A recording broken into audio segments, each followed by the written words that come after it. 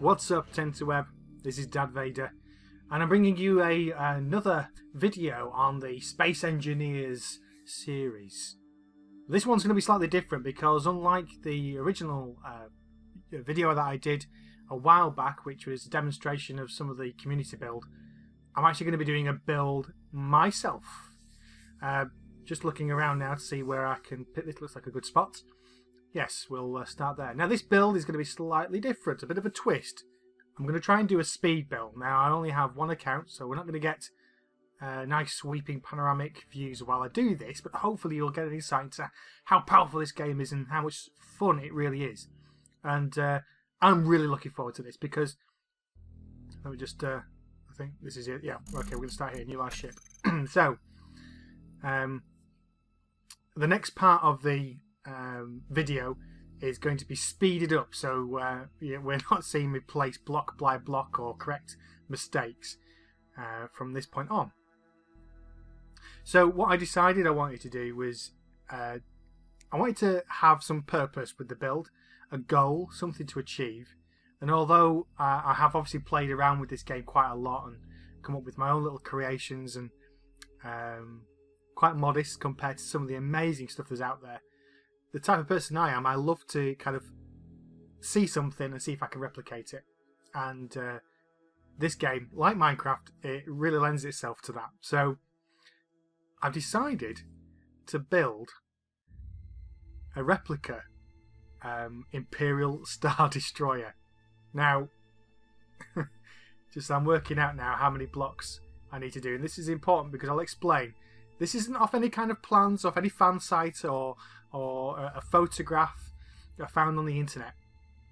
I'm actually using real plans. What? Real plans? You could actually build an Imperial Star Destroyer? Yes, you can. You can in Lego. This is Lego Star Wars Imperial Star Destroyer plans 10030. I don't know why, but I thought it'd be really cool. However, I'm just deciding. I think at this point, yeah, okay. So, however, this is going to be the back end of the ship, by the way. What I wanted to do was not just do it kind of 1-to-1 scale. So, like one block is one block in Space Engineers. I wanted to have a vehicle, an end model that would be usable in this game. So I could get inside it. I could add all the features that Space Engineers provides. So beacons, gyroscopes, thrusters, main engines. And now, with the latest update, weaponry. So warheads, missiles, mines, all those kind of great and super things, which I will then mod the Lego model once we've completed it. We'll get in and see how we can change it up so it can be actually used in real life. Now, if any of you guys want to... Oh, at this point here, by the way, I call these the bats, and I don't know if I'm going to use them. I actually flew this one in, just so I can get an idea. But obviously, I'm building. There's a dark side to the model, and these bats have huge lights. You can see them there. Huge lights to set to one side, so I can bring in, and they're really agile and easy to move around. So that was my own design, just, nothing to write home about. But later on in the video, you'll see me place a lot more of those, just so I can illuminate some of the vehicle, and they'll come to great effect later on, so to really pick out the detail of the model. So one of the big problems I had was kind of figuring out what the base scale would be for this. As I said earlier, I didn't want to do a 1-for-1 because I actually want to be able to walk around it and fly the thing. And I'm just adding some detail here. I'm also going to be colour coding the blocks as they're colour coded in the Lego plan, or as close to as possible. Some of these blocks might not be visible later on, or they might only be visible if we enter the vehicle inside. Just felt that it might just give a little bit of extra detail. And if I do it now at this stage, while we're looking at the skeleton of the main Star Destroyer, it might just give it that aesthetic, a little aesthetic change that will make it all the difference. Looks a bit puny, that light ship, the bat, on its own there. I think we'll be adding some more later. So, as I said, the biggest problem I had, and you'll see me jump in and out of the game there just then, just referring back to the plans. The biggest problem I have was trying to work out the scale. And so, let me think now. I've used like a multiplier of 4, or 2 rather. So, for a long piece, or any kind of block in Lego, I've doubled its length, but not necessarily its width. That'll be something that I'll have to. Here we go. I'm going to place some more of these ships now. I'm going to copy and paste. You see this feature now has been around for a while in Space Engineers. I'm going to hop to and fro just as things change in the video. So you can click on an item, and you can Control and C, Control and V to paste, or Control and X to cut out, which you would have seen an example of just there as well. So, yeah, what we're working to is a scale of a multiplier of 2 for length, and a multiplier of 4 for width, depth rather, and that'll give bulk to the ship. Now I don't know whether that's going to work as the build develops. We'll just have to see. We might have to play around with the plan to see what fits best.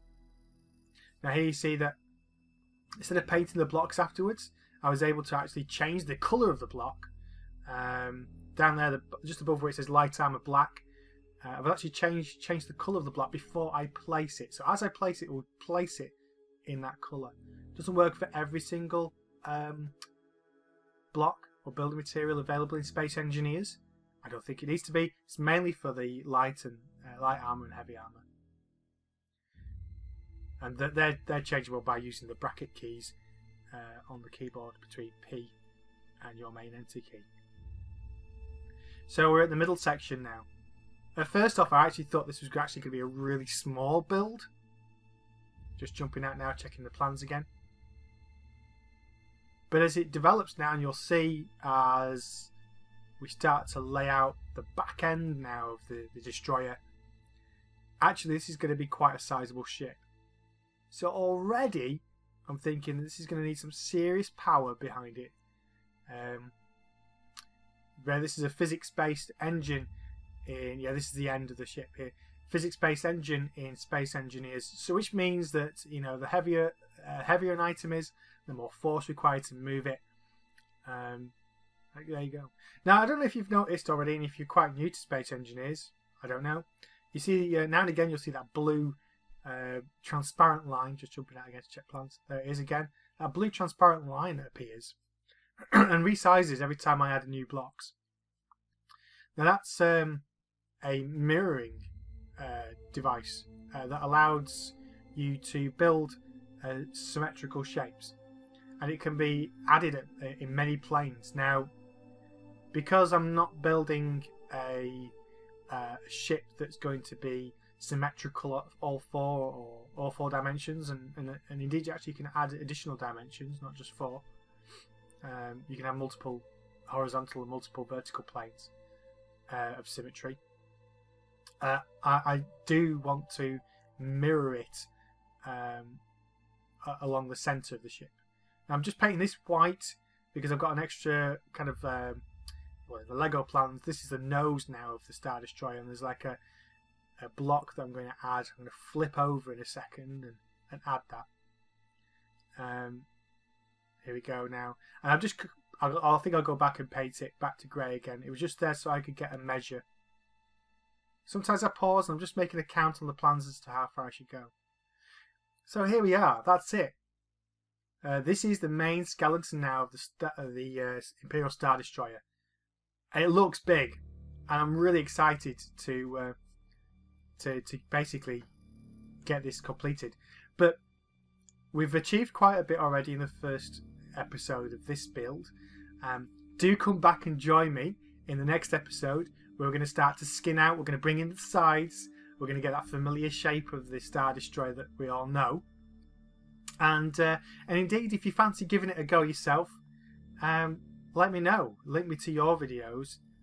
Perhaps we can share tips on how to get the best out of this game. Well, that's all for now, guys. I've been Dad Vader. Thanks very much for watching, and join me again in the next episode. Goodbye for now. Take care.